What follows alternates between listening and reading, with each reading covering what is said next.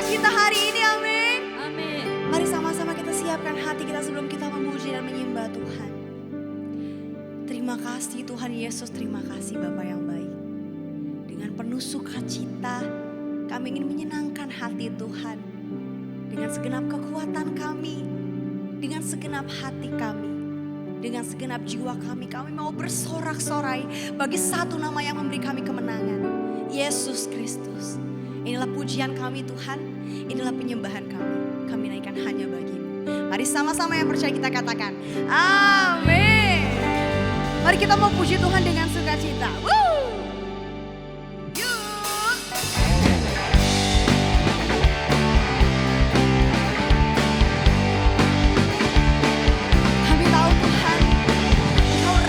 Di atas segala raja, Engkau raja yang memberikan kami kemenangan demi kemenangan. Mari sama-sama nyatakan. You know that I love you. You know that I want to know you so much more.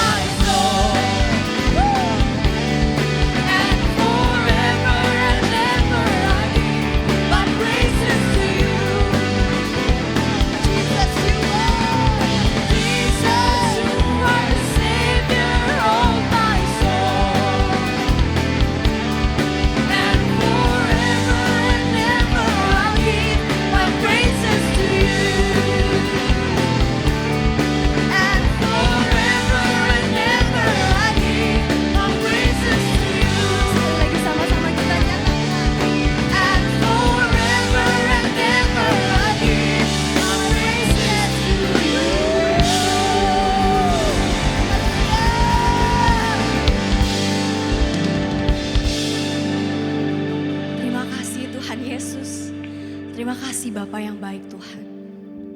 Kami begitu mengucap syukur buat kebaikan Tuhan atas hidup kami. Kami gak tahu dengan apa kami balas kebaikan Tuhan. Hanya dengan hati kami. Hanya dengan penyembahan yang kami naikkan. Dengan segala kerendahan hati kami. Hanya bagimu Tuhan Yesus. Layakan setiap kami Tuhan. Layakan setiap kami Bapa. Yes Lord.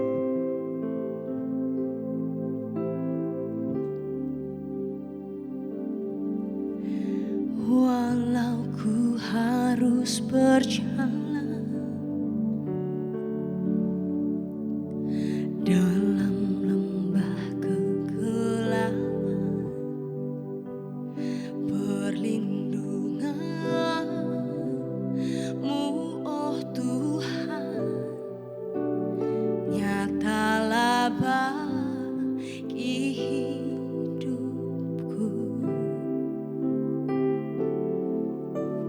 Tiada pernah sedetik pun, tiada pernah Kau tinggalkan. Sungguh mulia dan sempurna, hanya Kau layak disembah. Yesus, Engkau juru selamatku, dalam janji-Mu kemenanganku. Selamanya kan ku nyatakan besar setiamu Tuhan di hidupku.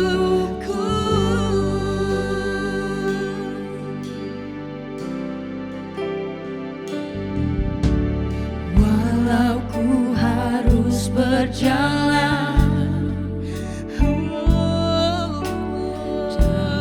lembah kegelapan, perlindungan-Mu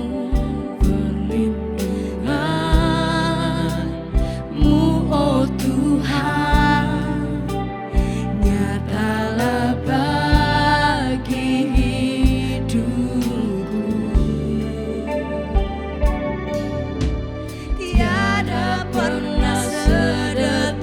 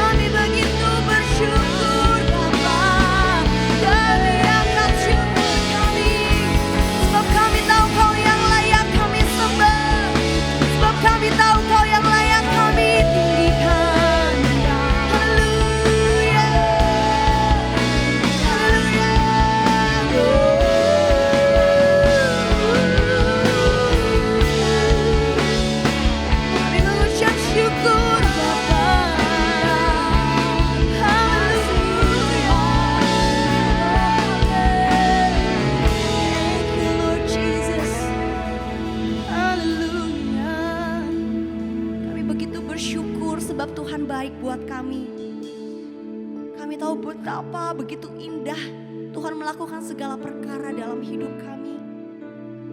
Kami mau berterima kasih Tuhan. Kami mau mengucap syukur Bapa. Besar Tuhan anugerah-Mu buat kami. Besar anugerah-Mu buat kami Tuhan. Thank you Lord Jesus. Yes Lord. Sungguh besar pengorbananmu bagiku, terlalu dalam untuk dimengerti. Sungguh besar,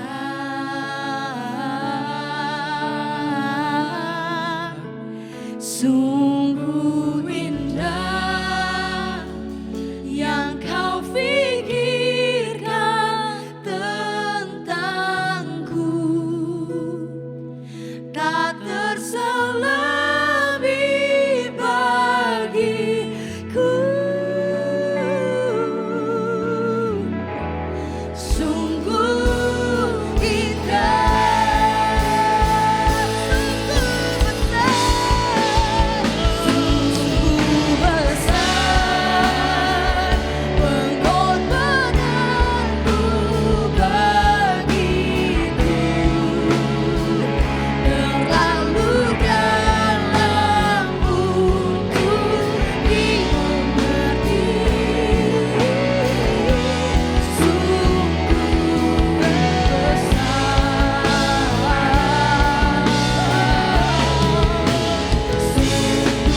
indah yang kau pikirkan tentangku, tak terselebih bagiku. Sungguh indah. Sekali lagi kita katakan, sungguh besar, sungguh besar pengorbananmu bagiku, terlalu dalam untuk dimengerti. Sungguh besar,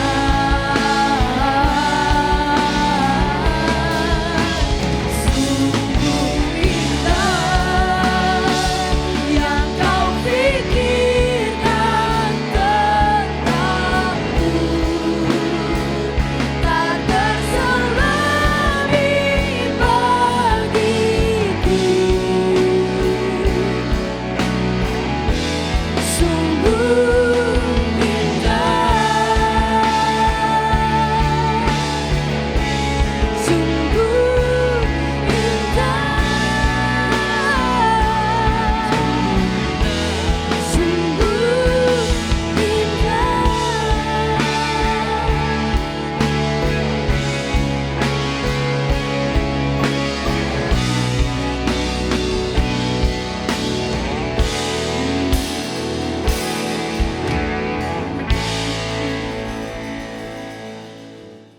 Mari kita satu hati dalam doa.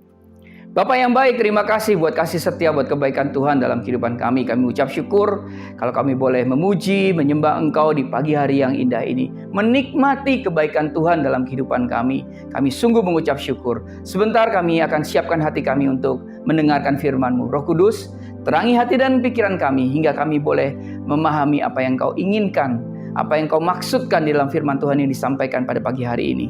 Terima kasih Bapa yang baik, di dalam nama Tuhan Yesus kami sudah berdoa dan mengucap syukur. Kita yang percaya sama-sama katakan amin. Shalom Bapak Ibu Saudaraku, rekan-rekan terkasih Jemaat Home CC dimanapun berada. Tema khotbah kita hari ini adalah bisakah kita menjadi orang yang selalu damai. Ya, tentu saat ini kita akan melanjutkan kembali dalam serial khotbah ucapan berbahagia yang disampaikan oleh Tuhan Yesus di bukit.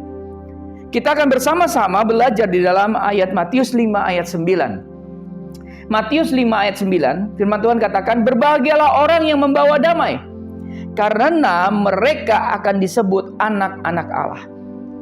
Apakah ayat ini berbicara mengenai seseorang yang membawa damai itu adalah seorang penengah konflik? Apakah seseorang dapat dikatakan membawa damai setelah ia mendamaikan dua pihak yang bertikai? Ataukah apakah benar bahwa ayat ini memiliki pengertian yang demikian? Nah, karena itu kita belajar kebenaran firman Tuhan ini agar kita semakin diperkaya dengan pengetahuan kebenaran firman Tuhan. Dan kebenaran itu akan memerdekakan hidup kita. Katakan amin. Bapak Ibu Saudaraku, rekan-rekan terkasih, Jemaat Home Sisi dimanapun berada. Ya, kata damai dalam bahasa Yunani adalah eirene. Ya, eirene. Ya, yang berpadanan dengan bahasa Ibrani shalom. Nah, orang-orang Kristen lebih familiar dengan kata shalom daripada kata eirene. Setiap kali kita bertemu dengan orang Kristen atau dalam acara-acara Kristen, kita sering menyebutkan salam dengan kata shalom. Dan hampir tidak pernah mendengar orang menyebut kata eirene. Ya, padahal memiliki makna yang sama. Nah, kata shalom ya berasal dari bahasa Ibrani dan sering diterjemahkan sebagai damai sejahtera atau perdamaian. Ya, itu arti akar dari kata Ibrani shalom itu ada 3 huruf Ibrani, yaitu shin, lamed, dan mem. Ya, yang memiliki arti utuh atau sempurna atau lengkap. Nah, dalam kepercayaan Yahudi dan Kristen, shalom itu mencakup keselamatan kekal di hadapan Allah dan penyelesaian akhir dari semua penderitaan manusia. Kata shalom mencerminkan gagasan bahwa manusia hanya dapat mencapai kehidupan yang bermakna dan memuaskan itu dengan hidup dalam hubungan yang damai dengan Tuhan, yang damai dengan diri sendiri, damai dan harmonis dengan orang lain dan juga dengan alam semesta. Nah, bagi orang Yahudi, shalom itu dianggap sebagai hadiah dari Allah, ya, yang merupakan tujuan akhir dari hubungan manusia dengan Tuhan dan sesama. Shalom melibatkan perasaan damai, peaceful, keselarasan, keamanan, dan kebahagiaan dalam hubungan manusia. Nah, sekarang kalau kita melihat ya, di dalam kata shalom itu juga memiliki makna yang lebih dalam dari sekedar salam atau kata apapun. Ternyata kata shalom ini merujuk pada keadaan yang bebas dari konflik. Nah, ada hal yang perlu kita pertanyakan terkait arti kata shalom atau eirene ini. Ya, kenapa? Karena ternyata shalom atau eirene yang memiliki arti bebas dari konflik, apakah benar ternyata bahwa manusia tidak memiliki konflik, apalagi konflik dengan Allah? Pada kenyataannya, sejak Adam Hawa jatuh ke dalam dosa, manusia telah berkonflik dengan Tuhan atau dengan Allah. Di masa perjanjian lama, ada nabi sebagai penyambung lidah dari Allah untuk manusia, dan ada imam sebagai perantara antara manusia dengan Allah. Sekali lagi saya akan sampaikan, di masa perjanjian lama, ya, ada nabi sebagai penyambung lidah Allah untuk manusia, dan ada imam, ya, imam untuk perantara antara manusia dengan Allah. Manusia pada kala itu tidak dapat datang langsung kepada Allah. Kenapa? Karena ada dosa. Ada dosa yang menghalangi dalam hubungan antara Allah dan manusia. Kala itu orang-orang Yahudi tidak dapat langsung bertemu dengan Allah ketika datang di kemah suci ataupun di bait suci. Mereka harus membawa korban untuk dipersembahkan kepada Allah sebagai ganti dosa-dosa mereka. Bahkan imam juga mempersembahkan korban sebelum menghadap kepada Allah. Singkat kata Bapak Ibu Saudaraku, tidak ada seorang pun yang dapat hidup berdamai dengan Allah. Kenapa? Karena ada dosa di dalam diri manusia. Sehingga shalom yang ada ketika itu bukanlah shalom seperti yang Allah inginkan. Namun, setelah pengorbanan Tuhan Yesus di atas kayu salib, di mana Tuhan Yesus sebagai korban sekali untuk selamanya, seperti yang dikatakan oleh firman Tuhan di dalam Ibrani 7 ayat 27. Firman Tuhan katakan gini, yang tidak seperti imam-imam besar lain yang setiap hari harus mempersembahkan korban untuk dosanya sendiri, dan sesudah itu barulah untuk dosa umatnya. Sebab hal itu telah dilakukannya Yesus, ya, satu kali untuk selama-lamanya ketika ia mempersembahkan dirinya sebagai korban. Maka sekarang setiap orang yang telah menerima Tuhan Yesus sebagai satu-satunya Tuhan dan Juru Selamat, itu artinya telah memiliki damai, telah memiliki shalom, telah memiliki eirene dengan Allah. Kedamaian seperti inilah yang menjadi fundamental, yang menjadi dasar kita sebagai anak-anak Allah. Bahwa Allah kini bukan lagi menjadi musuh kita, melainkan berada di pihak kita dan menjadi pembela kita. Katakan amin. Karena itu, berbahagialah kita sebagai anak-anak Allah yang telah diperdamaikan Allah melalui pengorbanan anaknya yang tunggal, yaitu Tuhan Yesus Kristus. Jadi Bapak Ibu Saudaraku, rekan-rekan terkasih jemaat Home CC dimanapun berada, memahami ayat berbahagialah orang yang membawa damai, karena mereka akan disebut anak-anak Allah, haruslah dimulai dari orang yang memiliki kedamaian terlebih dahulu. Bila seseorang tidak memiliki shalom atau eirene, bagaimana ia bisa memberikan kedamaian bagi orang lain? Karena itulah hal pertama yang harus dimiliki oleh seseorang dalam ayat ini adalah bahwa ia sendiri telah memiliki kedamaian di dalam dirinya. Dan kedamaian atau shalom atau eirene ini yang paling mendasar sehingga ia bisa menularkannya untuk orang lain. Bapak Ibu Saudaraku, rekan-rekan terkasih jemaat Home CC dimanapun berada, setelah seseorang memiliki shalom atau eirene, ya, atau pendamaian dirinya dengan Allah, maka ia juga menjadi seorang utusan, menjadi seorang pembawa misi dari Allah untuk dunia ini. Seorang pembawa shalom atau eirene adalah seorang anak Allah yang telah ditebus dosa-dosanya dan telah memiliki jaminan keselamatan di dalam Allah. Dan ia juga sekaligus pengemban misi dari Allah bagi dunia yang berdosa ini. Bapak Ibu Saudaraku, rekan-rekan terkasih jemaat Home CC dimanapun berada, seseorang yang pembawa shalom atau eirene adalah seorang anak, ya, Allah yang telah ditebus dosa-dosanya dan telah memiliki jaminan keselamatan di dalam Allah. Dan ia juga sekaligus pengemban misi dari Allah bagi dunia yang berdosa ini.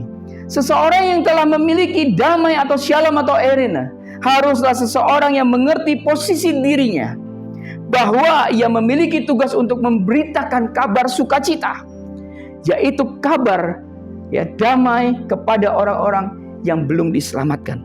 Kenapa? Supaya orang-orang yang diberitakan, ya, kabar damai ini memiliki shalom atau eirene di dalam hidup mereka.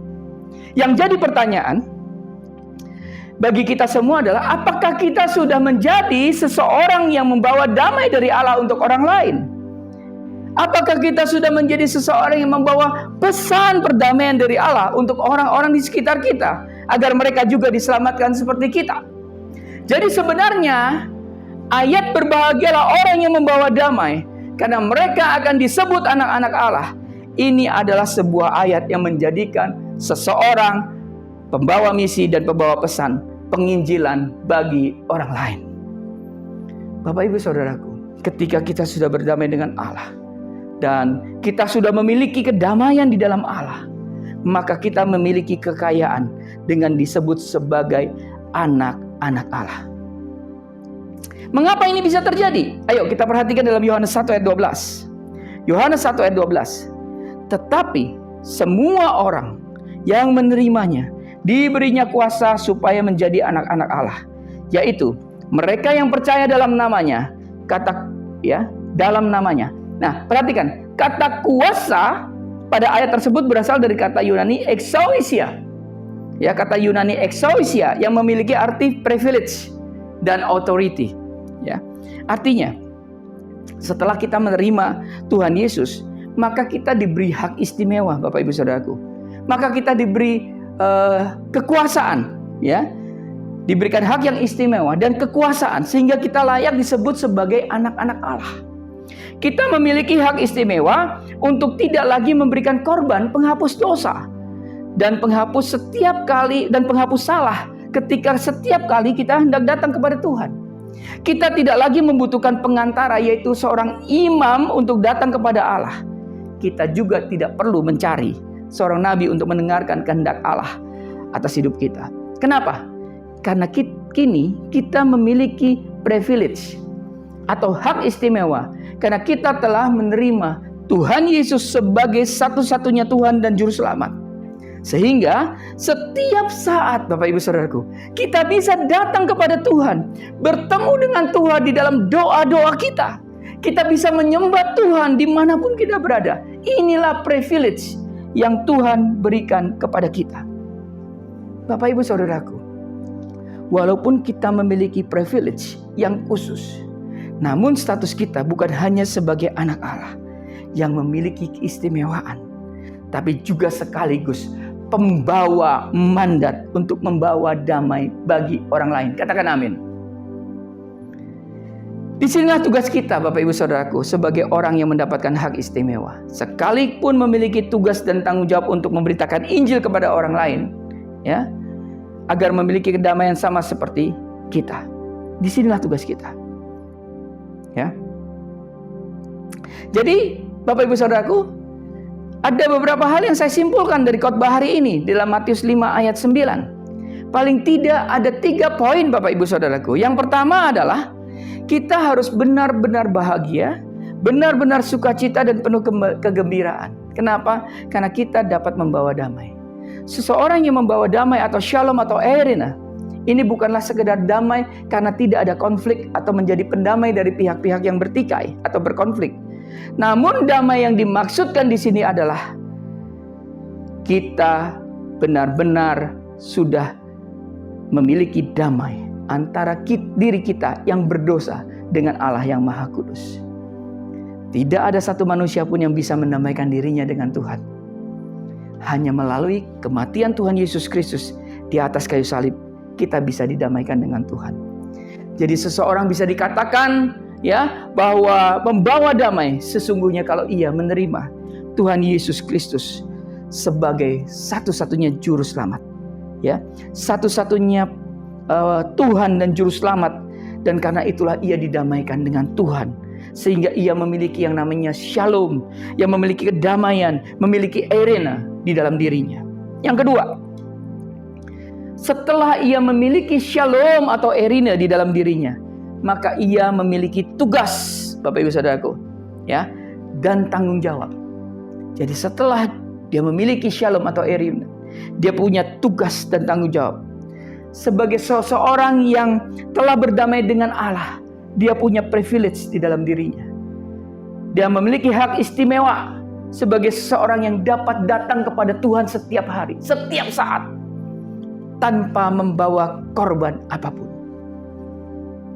Yang ketiga, bahwa seseorang yang memiliki privilege ini juga memiliki tanggung jawab sebagai pembawa shalom atau eirene kepada siapa? Kepada orang lain, kepada sesama kita, agar mereka yang ada di sana juga memiliki kedamaian di dalam dirinya, agar orang lain juga diselamatkan sama seperti dirinya.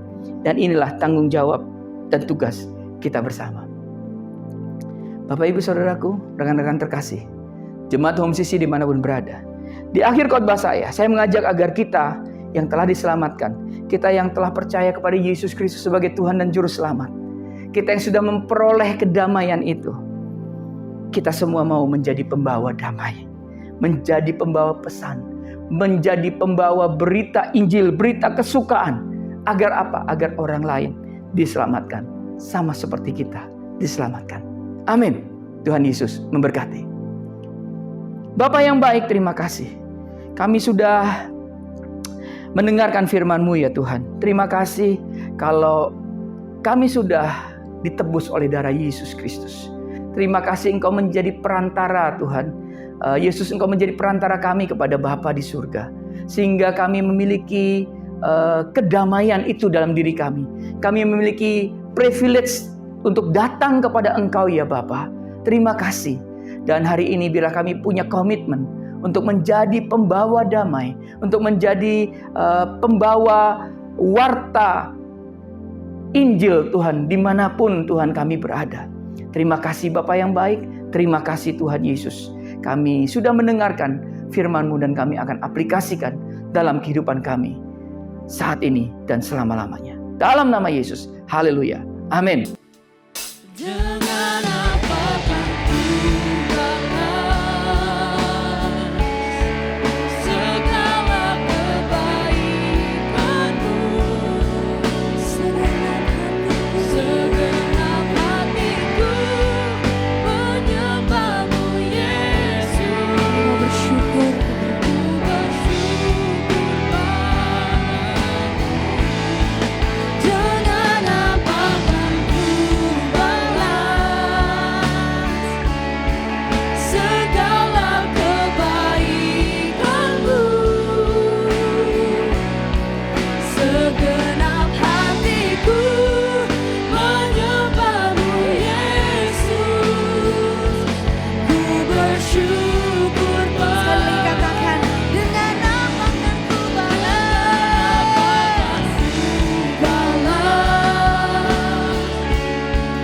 segala kebaikan-Mu, segenap hatiku menyembah-Mu Yesus. Ku bersyukur padamu selamanya.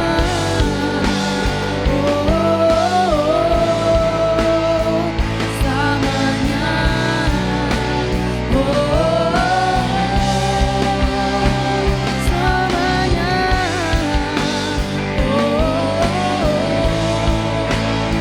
Selamanya.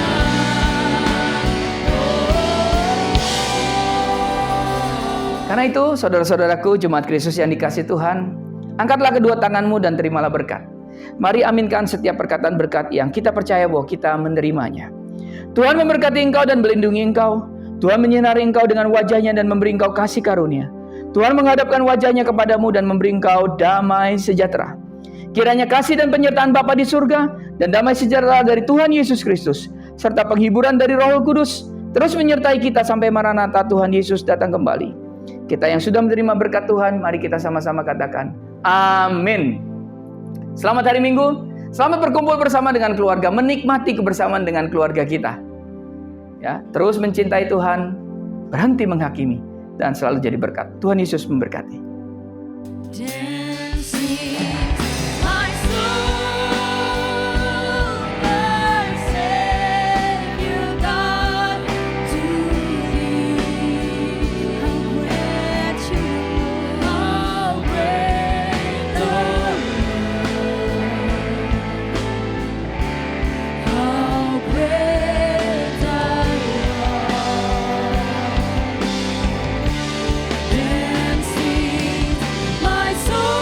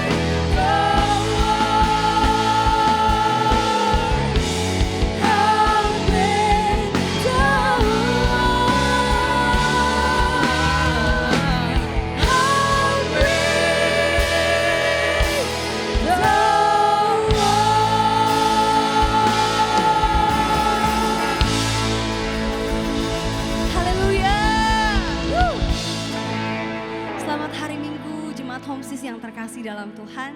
Tuhan Yesus memberkati.